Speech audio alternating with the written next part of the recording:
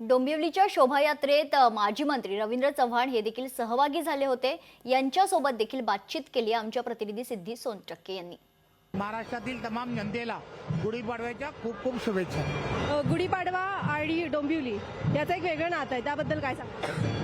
खरं तर आपणा सर्वांना माहीत आहे की 27 वर्षा अगोदर श्री गणेश मंदिर संस्थानाने हिंदू नवीन वर्ष आणि हिंदू संस्कृती आणि हिंदू सण यांचे जतन व्हावं, या संस्कृतीचं पालन हे पुढच्या पिढीपर्यंत अतिशय चांगल्या पद्धतीने व्हावं या दृष्टिकोनातून ही यात्रा सुरू केली। आज फक्त डोंबिवली शहरातच नाही तर संपूर्ण महाराष्ट्रामध्ये आणि जगामध्ये ही यात्रा ही नावारूपाला आलेली आहे। डोंबिवलीतील सर्व संस्था एकत्रपणे या संपूर्ण रथयात्रेमध्ये या यात्रेमध्ये भाग घेतात आणि एक उत्साहाचं वातावरण हे नेहमी या यात्रेमध्ये आपल्याला पाहायला मिळतं।